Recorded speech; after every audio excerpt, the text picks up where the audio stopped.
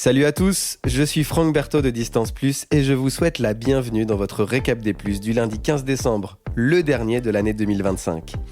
Au sommaire de cette édition, la décision de l'Américain Caleb Olson de ne participer ni à la Western States, ni à la Hard Rock 100 pour se concentrer sur l'UTMB. Mais aussi les résultats des premiers trails blancs de la saison, avec plus ou moins de neige, ainsi que les championnats d'Europe de cross. Le récap des plus, votre flash info du trail, vous est présenté par Chloé Rebaudot. Salut Chloé! Salut Franck! Aux États-Unis, le tirage au sort de la prochaine Hard Rock 100 a tourné à la confusion. Sélectionné par l'organisation, l'Américain Caleb Olson a fait savoir qu'il ne souhaitait pas s'aligner sur cette épreuve en 2026. Refuser ce précieux sésame est un événement en soi très rare tant les 146 dossards de ce 100 miles mythique dans le Colorado sont distribués au compte-gouttes. Il s'agit en réalité d'une erreur de l'organisation à qui l'athlète américain avait fait savoir qu'il ne mettait un ticket à la loterie que pour entamer un parfois très long processus de sélection qu'il espérait voir aboutir dans les années futures, mais pas avant. Par ailleurs, le vainqueur de la Western States 2025 a également décidé de ne pas non plus retourner en Californie la saison prochaine, alors qu'il en a la possibilité, tout comme le reste du top 10. Une seule raison à ces désistements, Caleb Olson souhaite se consacrer en 2026 à l'UTMB. Sollicité par Distance Plus, l'athlète nous a confié, je cite, « Il y a énormément de courses que j'ai envie de faire, et ce dans un laps de temps réduit durant lequel je serai à mon meilleur niveau.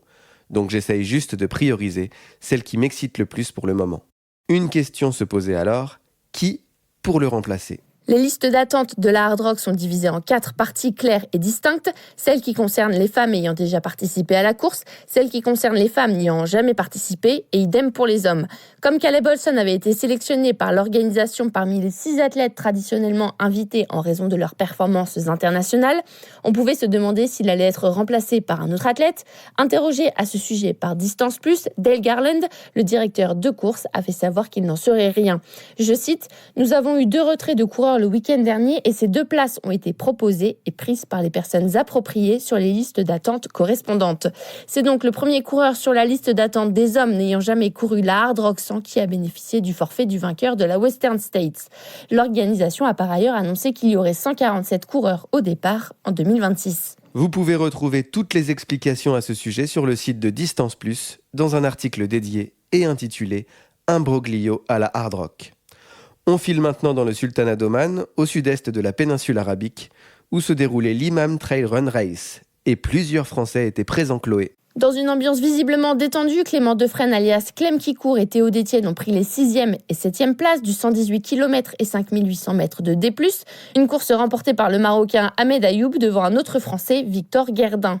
Chez les femmes, l'Espagnole Maïté Maillota a elle dominé les débats devant la Chinoise Wen Feixier et la Russe Tatiana Fedoseva.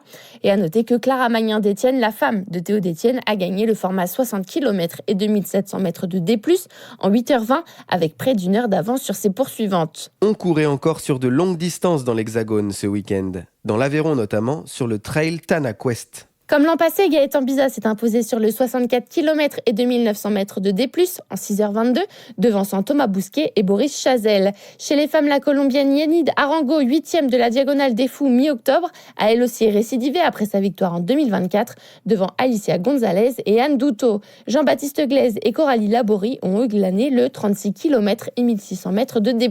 Et dans la Creuse, 7e du format marathon de la 6000D cet été, Antoine Aubrin a dominé le 56 km et 2000 mètres de D+, du trail du Loup Blanc.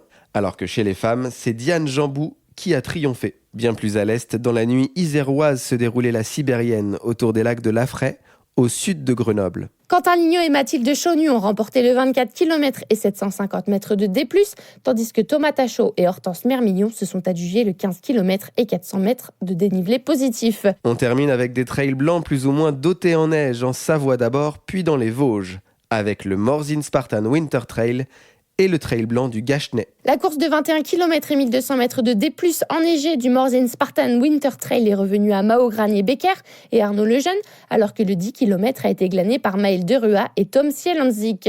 Dans les Vosges, Sébastien Speller s'est offert le trail blanc du Gachenay sur un parcours de 14 km et 600 mètres de D+, sur lequel la neige était absente.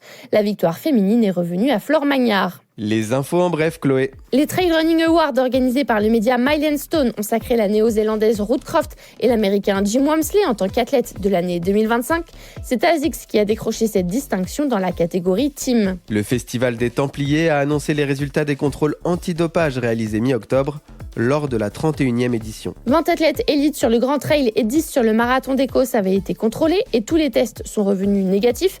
C'était la première fois que le Festival des Templiers s'associait à l'Agence française de lutte contre le dopage, la FLD. Le circuit Skyrunner World Series a dévoilé son calendrier 2026. Parmi les 19 étapes, 2 seront françaises, les Skyrace des Mathésins et des Gorges du Tarn. Saint-Jouard ne fait pas partie du calendrier qui compte 5 manches de moins que pour cette année 2025. Du ski alpinisme avec les championnats de France organisés à Méribel en Savoie. Axel Gachet-Mollaret, par ailleurs détentrice du record du monde de kilomètres vertical, et Samuel Eki ont été sacrés champions de France de course verticale. On finit avec le cross et les championnats d'Europe qui se tenaient au Portugal.